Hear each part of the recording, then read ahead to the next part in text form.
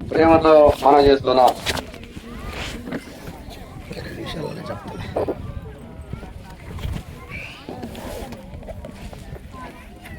దేవునికి స్తోత్రములు.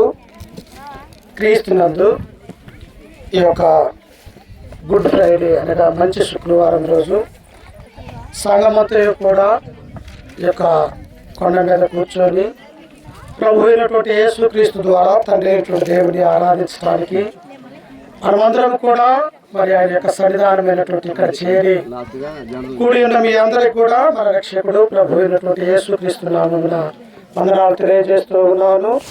దేవుడు గతించిన సంవత్సరం నుంచి ఈ సంవత్సరం వరకు మనలందరినీ కూడా కాచి కాపాడి తన యొక్క రెక్కల కింద భద్రపరిచి మన యొక్క జీవితంలో మనకు శ్రేష్టమైనటువంటి ఈ యొక్క శుక్రవారం రోజున ఆయన్ను స్తుతించుకునే గొప్ప భాగ్యాన్ని దేవుడు మనకు అనుగ్రహించిన విధానాన్ని బట్టి మనం ఎల్లప్పుడూ కూడా దేవునికి విధేయత కలిగి ఉండాలా.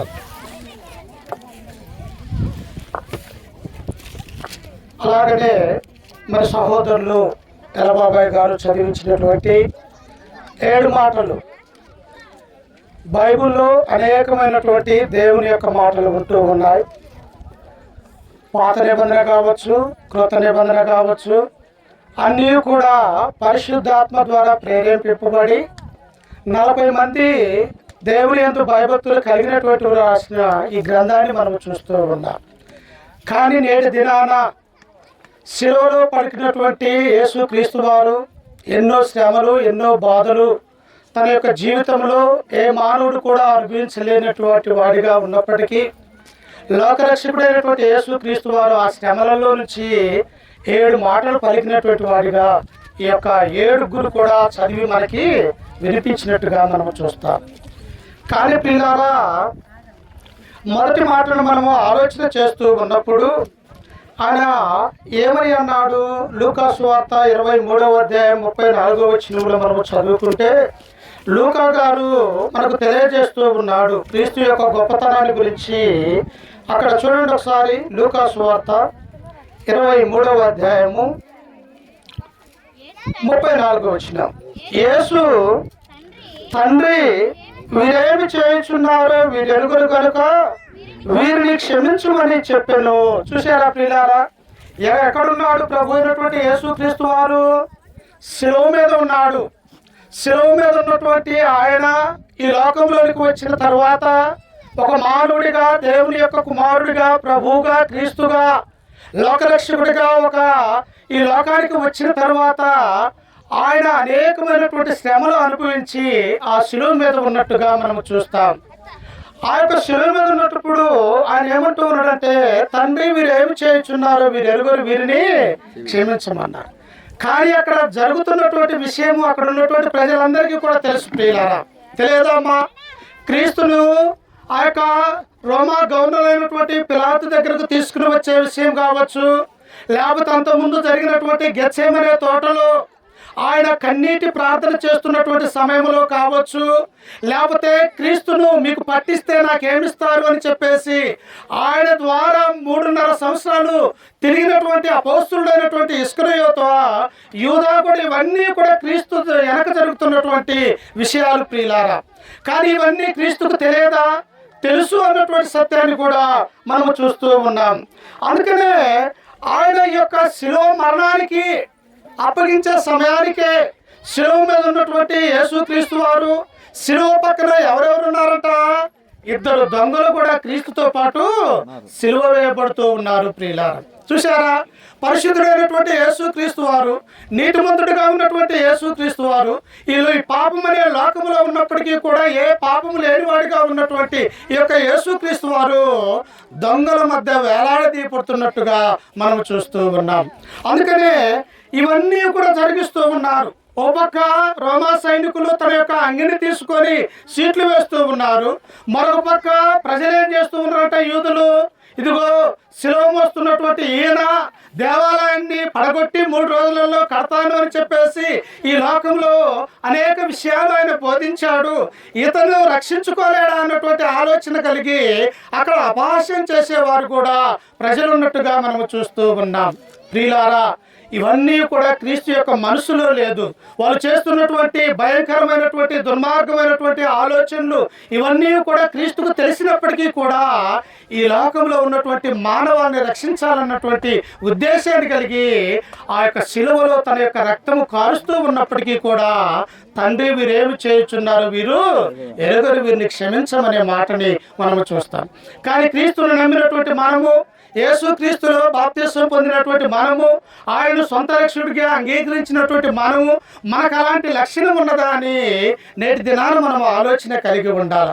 ఏమన్నాడు పౌలు గారు కొరింథీయులకు రాసినటువంటి మొదటి పత్రిక 11వ అధ్యాయం మొదటి వచనంలో, నేను క్రీస్తును పోలి నడుచుకున్న ప్రకారం మీరు నన్ను పోలి, అంటే నేను క్రీస్తుని ఎలాగైతే ఆయన యొక్క శ్రమలలో, బాధలలో, ఆయన చెప్పినటువంటి విషయాలలో నేను ఎలాగైతే నడుచుకొనిచున్నానో మీరు కూడా ఏం చేయాలంట, అలాగే నేను నడుచుకోవాలని దేవుని యొక్క గ్రంథం మనకు సెలవిస్తూ ఉన్నది ప్రియులారా. అందుకనే ఈ యొక్క మాట ఎలాంటిది అంటే కృప కలిగినటువంటి మాట. శ్రమలలో ఉంటే, బాధలలో ఉన్నప్పటికీ కూడా మానవాళి కూడా రక్షించాలన్నటువంటి ఉద్దేశాన్ని కలిగి ప్రభు అయినటువంటి యేసు క్రీస్తు వారు ఆయన మన మీద చూపించినటువంటి ఆ యొక్క ఉచితమైనటువంటి కృప అన్నటువంటి సత్యాన్ని మనం జ్ఞాపకం చేసుకోవాలి. అందుకనే చూడండి, పరిశుద్ధ గ్రంథంలో నుంచి మనం చదువుకుంటే రోమీయులకు రాసినటువంటి పత్రిక 5వ అధ్యాయము 8వ వచనాన్ని ఒకసారి చూడండి. అపోస్తలుడైనటువంటి పౌలు గారు రోమీయులకు రాసినటువంటి పత్రిక 5వ అధ్యాయము 8వ వచనాన్ని మనం చదువుకుందాం. అయితే దేవుడు మన ఎడల తన ప్రేమను వెల్లడిపరుచుచున్నాడు.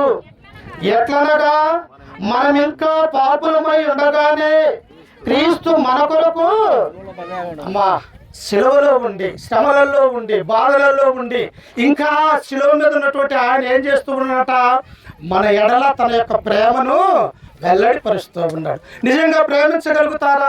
కొరడా దెబ్బలు కొడుతూ ఉన్నారు, ఆయన మీద ముళ్ళ కిరీటం పెట్టి ఉన్నారు, ఆయన భారమైనటువంటి శిలువ అనే ఒక మొద్దును తీసుకొని వచ్చి ఆయన మీద మోశారు, ఆ తర్వాత కొరడా దెబ్బలతో కొడుతూ ఉన్నారు. వీటన్నిటినీ భరిస్తూ ఉన్నప్పుడు మనలాంటి మానవులుగా ఉన్నటువంటి మనమైతే ఏమంటావు, నన్ను ఈ శ్రమలు పెడుతూ ఉన్నారే, ఏంటికి నాకు ఈ శ్రమలు, వీరి కోసమా నేను వచ్చింది అన్నటువంటి ఆలోచన మానవులుగా మనము చేసేవారిగా ఉంటూ ఉన్నాం. కానీ ఇక్కడ పౌలు గారు ఏమంటూ ఉన్నారో తెలుసా, ఏలియనగా మనం ఇంకా బలహీనులమై ఉండగా, 8వ వచనంలో, అయితే దేవుడు మన ఎడల తన ప్రేమను వెల్లడిపరుస్తూ ఉన్నాడు, ఇంకా చూపిస్తూ ఉన్నాడు. ఇంకా నా సహోదరి సహోదరులు మారు మనసు కలిగి దేవుని వైపు మల్లుతారు. ఈ శ్రమలు చూసన్నా వారి యొక్క హృదయం ఏమన్నా మారుతుందేమో అన్నటువంటి ఆలోచన కలిగి క్రీస్తు మన ఎడల తన యొక్క ప్రేమను వెల్లడిపరుస్తూ ఉన్నాడు. ఏమంటాడు యోహాను సువార్త 3వ అధ్యాయం 16వ వచనంలో, దేవుడు లోకమును ఎంతో ప్రేమించాను. ఎంత ప్రేమించాడో తెలుసా, తన ఒక్కగానొక్క పుట్టినటువంటి కుమారుడైనటువంటి యేసు క్రీస్తు వారిని పాపమనే ఈ లోకములో మానవాన్ని రక్షించటానికి, తండ్రికి దగ్గర చేయటానికి ఏం చేశాడో తెలుసా, తన కుమారుని యొక్క లోకములోనికి బలియాగానికి కమ్మని పంపించినట్టు వాడిగా తండ్రిని మనం చూస్తూ ఉన్నాం. అందుకనే పౌరుగా చూడండి, కింద వచనంలో మనం చదువుకుంటే, ఆయన ఎట్లనగా మనం ఇంకా పాపులమై ఉండగానే క్రీస్తు మన కొరకు చనిపోయెను, కాబట్టి ఆయన రక్తము వలన ఇప్పుడు నీతిమంతులుగా తీర్చబడి. యేసుక్రీస్తు మరణించకపోతే, యేసుక్రీస్తు వారు కలవరిగిరిలో ఆయన యొక్క రక్తం అనేది కార్చకపోతే ఏమైపోతామంట మనము, అసలు మన పాపం అనేది పోదు ప్రియులారా. ఈ యొక్క ఒక పాపి మరొక పాపిని రక్షించలేడు కనుక ఎవరు అవసరమైనది, పరిశుద్ధుడు అనే లోకంలోకి పరిశుద్ధుడు యేసుక్రీస్తు అవసరమైనట్టుగా మనము చూస్తూ ఉన్నాం. అందుకని ఒకసారి చూడండి, పేతురు రాసినటువంటి మొదటి పత్రిక 1వ అధ్యాయం 19వ వచనంలో మనం చదువుకుంటే ఆయన యొక్క రక్తాన్ని గురించి దేవుడు తెలియపరుస్తూ ఉన్నాడు. ఒకసారి చూడండి, అమూల్యమైన రక్తము చేత అనగా నిర్దోషమును నిష్కలంకమునకు గొర్రె పిల్ల వంటి క్రీస్తు రక్తము చేత మీరు విమోచింపబడతారని మీరు ఎరుగుదరు కదా. ఎలాంటి రక్తం అంటది, కోడెల యొక్కయు మేకల యొక్కయు ఆ యొక్క రక్తం ద్వారా పాపం అనేది పోదు ప్రియులారా.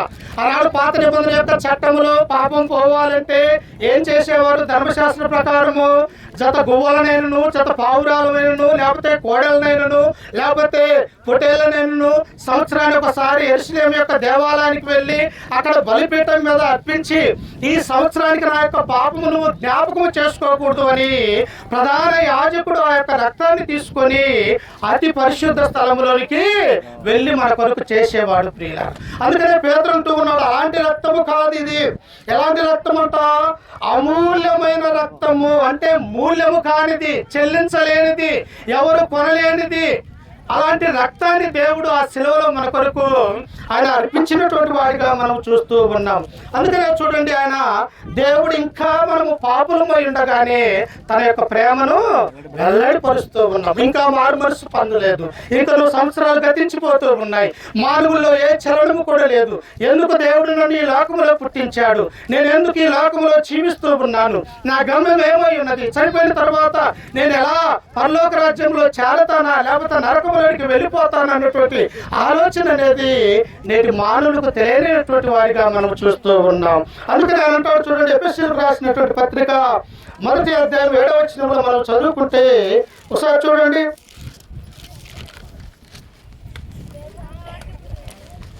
ఎఫెసీయులకు రాసినటువంటి పత్రిక 1వ అధ్యాయం 7వ వచనము, దేవుని కృపా మహా దైశ్వర్యమును బట్టి ఆ ప్రియుని యందు ఆయన రక్తము వలన మనకు విమోచనము, అనగా మన అపరాధములకు క్షమాపణ కలిగి ఉన్నది. ఈ మాట కరెక్ట్గా శిలువ మీద క్రీస్తు ఏ మాట అయితే మొదటి మాట పలికి ఉన్నాడో ఆ మాటకి ఇక్కడ సాదృశ్యంగా ఉంటూ ఉన్నది ప్రియులారా. ఎలాగా?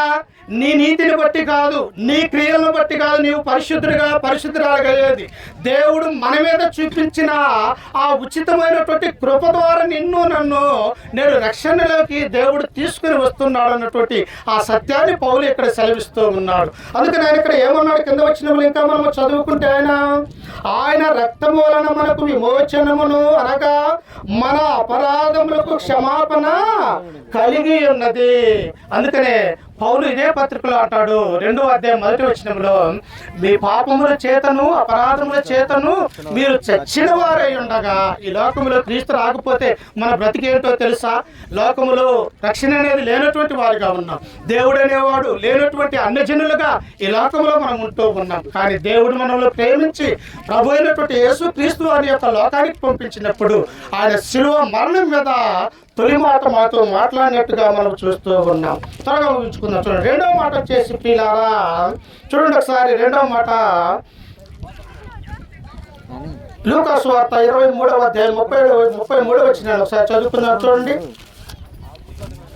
లూకా సువార్త 23వ అధ్యాయము 33వ వచనాన్ని చదువుకున్నాం. వారు కపాలమండమన్న స్థలమునకు వచ్చినప్పుడు అక్కడ కుడివైపున ఒకరిని ఎడమ వైపున ఒకరిని ఆ నేరస్తులలో ఆయనతో కూడా సిలువ వేసిరి. యేసు ఇది చదివిన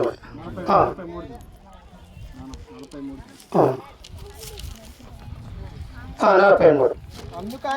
అందుకైన వారితో, నేడు నీవు నాతో కూడా పరదేశంలో ఉండువని నిశ్చయముగా నీతో చెప్పుచున్నాను. ఎవరితో అంటూ ఉన్నాడమ్మా? శిలువ మీద ఉన్నటువంటి దొంగతో అంటూ ఉన్నాడు.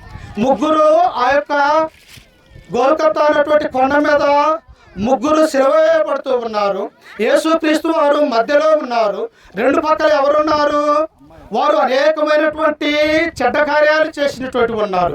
అనేకమైనటువంటి అబద్ధాలు, మోసము, ఈ లోకంలో ఎన్నో పాపాలు చేసి రోమా సైనికులకు చిక్కటం వలన వారు ఏం చేస్తున్నారంటే వారికి కూడా సిలువ వేయబడుతూ ఉన్నారు. కానీ అక్కడ ఉన్నటువంటి 2 దొంగలలో ఒక దొంగ ఏమంటూ ఉన్నాడు? అయ్యా, నీవు దేవుని కుమారుడు అయితే నిన్ను నువ్వు రక్షించుకోరాదా, మమ్మల్ని రక్షించరాదా అని చెప్పేసి ఆయన్ను దూషించే వారిగా ఉంటూ ఉన్నారు. అతను ఎక్కడ ఉన్నాడు? శిలువ మీద ఉన్నాడు. కానీ అతను కూడా కొన్ని గంటలలో చనిపోయేవాడు, చనిపోవటానికి సిద్ధంగా ఉన్నాడు. కానీ తన యొక్క మనసు మారిందా ప్రియులారా? మనసు మార్చుకోలే, ఇంకా కఠినతరమై ఉన్నట్టుగా మనము చూస్తూ ఉన్నాం. ఎందుకంటే అతని యొక్క హృదయము దేవుని యందు విశ్వాసం ఉంచలేనటువంటి వాడిగా ఉండి ఇంకను క్రీస్తును అతను దూషిస్తూ అపహాస్యం చేసేవారిగా ఉంటూ ఉన్నారు. కానీ రెండవ దొంగ అయినటువంటి ఆ వ్యక్తి ఏమంటూ ఉన్నాడో తెలుసా? చూడండి, అక్కడే ఉంటుంది. ఆయన ఏమంటూ ఉన్నాడో చూడండి. 39 చదువుకుందాం. వేలాడవేయబడిన అనేస్తులలో ఒకడు ఆయనను దూషించుచు, నీవు క్రీస్తువు కదా, నిన్ను నీవు రక్షించుకొనుము, మమ్మను కూడా రక్షించుమని చెప్పాను. అయితే రెండవ వాడు అని గద్దించి, నీవు అదే శిక్షా విధిలో ఉన్నావు కనుక దేవునికి భయపడవా?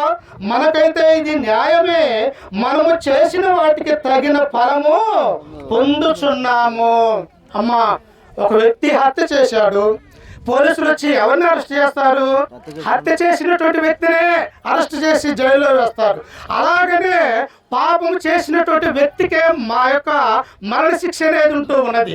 పాపం చేసినటువంటి వ్యక్తే నరకానికి వెళ్ళటానికి అవకాశం ఉంటూ ఉన్నది. అందుకనే రెండవ దొంగ అంటూ ఉన్నాడు, మనము చేసినటువంటి ఈ తప్పులకు, మనము చేసినటువంటి ఈ నేరమైనటువంటి ఘోరాలకి మనకి శిక్ష సమమే. కానీ ఇదిగో మన మధ్యలో ఉన్నటువంటి ఈ యొక్క యేసుక్రీస్తు వారు ఏ పాపము లేనటువంటి వాడిగా ఉంటూ ఉన్నాడు. ఈయన మంచివాడు, పరిశుద్ధుడిగా ఉన్నాడు, ఈయనకి ఇలాంటి శిక్ష ఉండకూడదు అని చెప్పేసి రెండో వాడు తన యొక్క హృదయాన్ని మార్చుకుని ఉన్నాడు. ప్రియుల, అంటే మనము కూడా ఎలా ఉండాలా? మనము మన యవన కాలంలో లేకపోతే బాల్యంలో దేవుని యందు భయము, భక్తి, విశ్వాసము కలిగి లేక ఇంకను ఈ లోకంలో, పాపం అనే లోకంలోనే చెడ్డ కార్యాలు చేస్తూ బ్రతుకుతున్నాం. అయినా దేవుడు నీకు సమయాన్ని ఇస్తూ ఉన్నాడు మారు మనసు పొందమని. అలాగనే ఈ రెండవ దొంగ కూడా తన యొక్క చివరి కాలంలోనే ఏం చేస్తూ ఉన్నాడట? యేసు క్రీస్తు వారి యందు విశ్వాసం కలిగి ఉన్నట్టుగా మనం చూస్తూ ఉన్నాం. అందుకని అంటున్నారు చూడండి, కింద వచనంలో 42వ వచనాన్ని మనం చదువుకుందాం. చూడండి ఒకసారి. అయినను చూసి యేసు, నీవు నీ రాజ్యముతో వచ్చినప్పుడు నన్ను జ్ఞాపకం చేసుకోమని చెప్పెను. ఏమన్నాడో తెలుసా? అందుకనే ప్రభు కృప కలిగినటువంటి వాడు. ప్రియులారా, నీవు మోకరించి లేకపోతే దేవుని దగ్గరకు వచ్చి, దేవా నేను పాపిని, నేను చేసిన పాపముల్ని క్షమించమని దేవుడిని అడిగితే నీ జీవితాన్ని మార్చగలిగినటువంటి శక్తి క్రీస్తులో ఉన్నదన్నటువంటి సత్యాన్ని మనం గ్రహించాలి. ఎప్పుడైతే ఆ యొక్క దొంగ మారు మనసు పొందాడో వెంటనే ఆయన ఏమంటూ ఉన్నాడు? అందుకని వారితో నేడు నీవు నాతో కూడా పరదేశంలో ఉందని నిశ్చయముగా చెప్పుచున్నాను. మనము కూడా ప్రియులారా, మన యొక్క జీవిత కాలంలో కూడా మార్పు చెందాలా. దేవుడు అంటే భయం, భక్తి, విశ్వాసం కలిగి ఈ లోకంలో జీవించి ఒక దొంగ ఎలాగైతే తన జీవిత కాలంలో మారు మనసు పొంది క్రీస్తుతో పాటు పరదేశంలోనికి వెళ్ళేవాడిగా ఉంటున్నారు. ఎందుకో తెలుసా? ఎఫెసీయులకు రాసినటువంటి పత్రిక 5:15 అంటాడు, ఈ దినములు చెడ్డవి కనుక మీరు సమయమును పోనీయక సద్వినియోగం చేసుకోవచ్చు, అజ్ఞానులు వలె కాక జ్ఞానుల వలె నడుచుకోవాలి. జ్ఞానవంతుడు ఏం చేస్తాడమ్మా? జ్ఞానవంతుడు సోమరిగా తిరగడు. జ్ఞానవంతుడు తల్లిదండ్రుల యొక్క మాట వింటాడు. జ్ఞానవంతుడు ఆదివారం వస్తుందంటే బైబుల్ తీసుకుని దేవుని యొక్క మందిరానికి వెళ్తాడు. జ్ఞానవంతుడు ఏం చేస్తాడు? పెద్దలకు లోపడతాడు, దేవుని యొక్క సత్యానికి లోపడతాడు, సువార్థికులకు వాళ్ళు చెప్పే మాటలు వింటాడు. అందుకనే ఈ యొక్క జ్ఞానము ఉన్నది కాబట్టి ఎవరికి ఉంటుంది ఆ జ్ఞానము? క్రైస్తవులుగా ఉన్నట్టు మనకి దేవుడు ఆ యొక్క జ్ఞానాన్ని అనుగ్రహిస్తూ ఉన్నాడు. అందుకనే ప్రియులారా, నీవు నాతో కూడా పరదేశంలో ఉండు అని ఆయనతో చెప్పాడు. చూడండి ఒకసారి రోమీయులకు రాసినటువంటి పత్రిక 4వ అధ్యాయము 5-6 వచనాలు చదువుకుందాం. రోమీయులకు రాసినటువంటి పత్రిక 4వ అధ్యాయము 5-6 వచనాలు. సార్ చూడండి.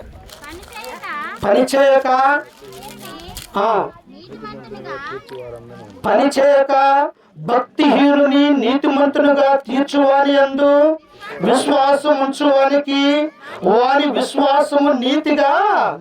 తన జీవిత కాలం అంతా దొంగ ఏం చేశాడు? అసలు దేవుడు అంటే తెలియనటువంటి వాడిగా ఉన్నాడు. తన జీవిత కాలం అంతా కూడా ఈ లోకం అనే పాపంలోనే ఉండిపోయాడు. కానీ ఎప్పుడు మారు మనసు పొందాడు? ఆ శిలువ మరణములో శిలువ వేస్తూ ఉన్నప్పుడు తన యొక్క జీవితాన్ని మార్చుకున్నటువంటి వాడిగా చూస్తాం. అందుకని ఇక్కడ పౌలు అంటూ ఉన్నాడు, కింద వచ్చిన వాళ్ళు ఇంకా చూడండి ఒకసారి. భక్తిహీనుని నీతిమంతునిగా తీర్చువాని యందు విశ్వాసం ఉంచు వానికి వాని విశ్వాసము నీతిగా ఎంచబడుచున్నది.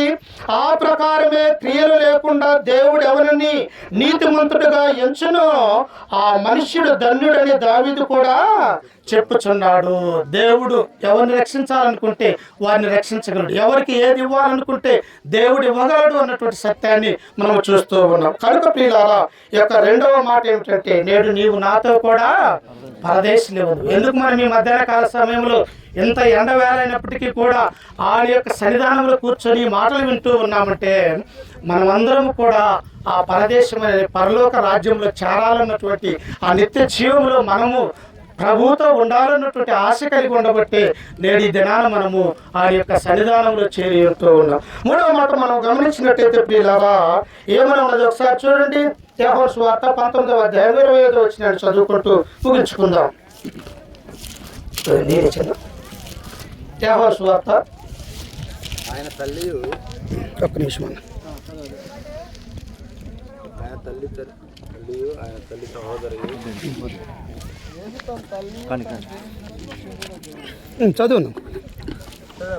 చదువు 19:25. యేసు 25 నుంచి చదవండి. ఆయన తల్లియు ఆయన తల్లి సహోదరియు క్లోపా భార్య అయిన మరియయు మగ్దలేని మరియయు యేసు శిలువ వద్ద నిలుచుచుండిరి. యేసు తన తల్లియు తాను ప్రేమించిన శిష్యుడును దగ్గర నిలుచుండడు చూసి, అమ్మా ఇదిగో నీ కుమారుడు అని తన తల్లితో చెప్పెను. ఇక్కడ చాలా గమనించవలసినటువంటి విషయం ప్రియులారా, ఏమంటున్నాడు? ఇలాంటి సిలువే, కాకపోతే ఇదేమో రాతితో చేసి సిమెంట్తో చేసినటువంటి సిలువ, అది వచ్చేసేమో మొద్దుతో చేయబడినటువంటి సిలువ. ఆ సిలువ దగ్గర ఎవరెవరు ఉన్నారంట? యేసుక్రీస్తు తల్లి అయినటువంటి మరియా, మరొక మరియా, అలాగే మగ్దలేని మరియ, వీరందరూ కూడా సిలువ దగ్గర ఉండి రోధిస్తూ ఉన్నారు ప్రియులారా. కానీ ఆయన వెంబడి తిరిగినటువంటి అపోస్తలులు ఏమైపోయారు? అందరూ కూడా దూరం అయిపోయారు. ఎక్కడ మమ్మల్ని పట్టుకొని ఈ యొక్క రోమా సైనికులు బంధించి చంపుతారు అన్నటువంటి ఆ యొక్క ఆలోచన కలిగి వారు దూరం అయిపోతూ ఉన్నారు.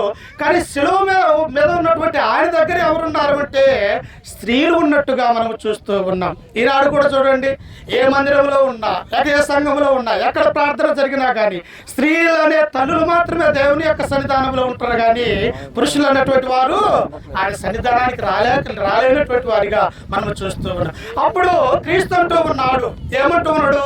అమ్మా ఇదిగో నీ కుమారుడు అని తాను ప్రేమించినటువంటి శిష్యుడైన యోహానుకి ఆయనను ఆ యొక్క చూపించినట్టుగా మనం చూస్తాం. కానీ ఎందుకు చూపించాడు?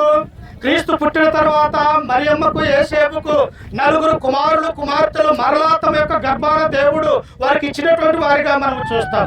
కానీ వారి సొంత కుమారులు వదిలివేసి, సొంత కుమార్తెలను వదిలివేసి, ఇదిగో ఆయనతో పాటు ఉన్నటువంటి ప్రియ శిష్యుడైనటువంటి యోహాను గారికి ఆ యొక్క తల్లి బాధ్యతను ఇస్తూ ఉన్నాడు. అంటే తల్లి అంటే తండ్రి అంటే ఆయనకి ఎంతో ప్రేమ ప్రియులారు. అందుకనే బైబిల్ ఏమని తెలియజేస్తుందో తెలుసా? నీ తల్లిని తండ్రిని సన్మానించుము. నీకు అనేక సంవత్సరాలు ఈ లోకంలో బ్రతకాలంటే తల్లిదండ్రులను ఏం చేయాలా? హింసించకూడదు, వారిని గౌరవించాలా, వారిని పోషించాలా, వారిని ఎంతో జాగ్రత్త కలిగి చూసుకోవాలని గ్రంథం మనకు సెలవిస్తూ ఉంది. ఇదిగో పెద్ద కుమారుడైనటువంటి యేసుక్రీస్తు వారు మరణమవబోతూ ఉన్నాడు. నేను వెళ్ళిన తర్వాత నా యొక్క తల్లి ఈ లోకంలో ఎలా ఉంటది అన్నటువంటి ఆలోచన కలిగి ఒక బాధ్యతగా తన యొక్క శిష్యుడికి ఆ తల్లి గురించి తెలియజేస్తున్నట్టుగా మనం చూస్తూ ఉన్నాం. కానీ ఇక్కడ ఆమె కుమారులు ఉన్నప్పటికీ కూడా ఈ బాధ్యతను యోహాను గారికి ఇస్తూ ఉన్నారు. ఎందుకు ఇస్తూ ఉన్నారు? అక్కడ యొక్క మాటని మనం గమనించితే ఆయన యొక్క సహోదరులు క్రీస్తును నమ్మలేదు ప్రియులారా. రాడు చూడండి, మనం చెబుతున్నటువంటి బోధ మన అన్నదమ్ములు వినరు, లేకపోతే మన అక్క చెల్లెళ్ళు వినరు. అమ్మ నీ ప్రార్థన నీదే, నా లోకము నాదే అన్నటువంటి ఆలోచన కలిగి ఉంటాం. ఇక్కడ తల్లి బాధ్యతను శిష్యుడికి ఇస్తూ ఉన్నారంటే యేసుక్రీస్తు యొక్క సహోదరులు ఏమైపోయారంటే లోకము అనే పాపములో మునిగిపోయారు ప్రియులారా. యేసుక్రీస్తు వారు అనేక సంవత్సరాలు ఈ లోకములో ఉన్నప్పటికీ తన అన్నగా అనేక ప్రాంతాలలో ఆయన అద్భుతాలు సూచక్రియలు ఇవన్నీ చూసినప్పటికీ కూడా ఆయన అన్న అయినటువంటి క్రీస్తును ఆ యొక్క తమ్ముళ్ళు నమ్మలేనటువంటి వారిగా మనం చూస్తాం. అందుకని ఆయన గురించి ఒక మాట చదువుకున్నాం చూడండి. మార్కు సువార్త 3వ అధ్యాయము 20వ వచనాన్ని మనం చదువుకుంటే ఆయన సహోదరుల గురించి గ్రంథము ఏమని మాట్లాడుతూ ఉంది ఒకసారి చూడండి. మార్కు సువార్త 3వ అధ్యాయము ముగించుకుందాం. ఆయన ఇంటిలోనికి వచ్చినప్పుడు జనులు మరలా గుంపుగూడి వచ్చిన గనుక భోజనము చేటుకైనను వారికి వీలు లేకపోయాను. ఆయన ఇంటి వారు ఆ సంగతి విని ఆయనకు మతి చెల్లించి ఉన్నదని చెప్పి ఆయనను పట్టుకొన పోయిరి. చూశారా ప్రియులారా, సొంత అన్నదమ్ములే, సొంత చెల్లెళ్ళే వాళ్ళు ఏమంటూ ఉన్నారంట, ఆయన ఇంటిలోనికి రాగా జనమంతా కూడా క్రీస్తు యొక్క బోధలు వింటూ ఉన్నారు. ఆ బోధలు వింటూ ఉన్నప్పుడు వారి ఇంటిలోనికి పోవటానికి స్థలం కూడా లేదు ప్రియులారా. అప్పుడు వీళ్ళు అంటున్నారు, ఎందుకు ఈయన బోధలు వింటూ ఉన్నారు, ఆయనకు మైండ్ అనేది లేదు, ఆయన యొక్క మతి చెల్లించి ఉన్నాడు అని చెప్పేసి ఆయన సహోదరులు ఆయన యందు విశ్వాసం ఉంచలేదు. కానీ అందుకనే ఈ తల్లి బాధ్యతను ఎవరికి ఇస్తూ ఉన్నట్టే తన ప్రియ శిష్యుడైనటువంటి ఆ యొక్క యోహానుకు అప్పగిస్తున్నట్టుగా మనం చూస్తూ ఉన్నాం. ప్రియులారా, మనము కూడా ఈ యొక్క 3 మాటల ద్వారా మనం ఏం నేర్చుకోవాలా? మొదటి మాట ఏమిటి? తండ్రి వీరేమి చేయుచున్నారు, వీరెరుగురు వీరిని క్షమించమనే ఆ గుణలక్షణాలు నీలో నాలో ఉండాలా. రెండవదిగా వచ్చేసి ఆ యొక్క దొంగతో ఏమంటారంటే, ప్రభు నేడు నీవు నాతో కూడా పరదేశంలో ఉంది. ఆ దొంగ ఎలాగైతే మారు మనసు పొంది దేవుని వైపు మళ్ళాడో, ఇంకను నీవు మారు మనసు పొందకపోతే ఇదే అనుకూల సమయం, ఇదే రక్షణ దినం అన్నటువంటి సత్యాన్ని గమనించుకోవాలి. 3వ మాట వచ్చేసి ఏమని ఉన్నదంటే, అమ్మా ఇదిగో నీ కుమారుడు అని ఒక బాధ్యత కలిగిన కుమారుడిగా యేసుక్రీస్తును మనం ఇక్కడ చూస్తూ ఉన్నాం. కనుక ప్రియులారా, ఈ యొక్క 3 మాటల ద్వారా ప్రభు అయినటువంటి క్రీస్తులో శిలువలో ఆయన జరిగించినటువంటి అనేకమైనటువంటి శ్రమలు బాధలు అనుభవించినప్పటికీ కూడా దేవుని యొక్క మాటలు ఆదరణ కలిగి ఉంటూ ఉన్నాయి. కాబట్టి ఇప్పటి వరకు ఓపికతో మీ అందరికీ మన రక్షకుడు ప్రభు అయిన యేసుక్రీస్తు నామమున వందనాలు తెలియజేస్తూ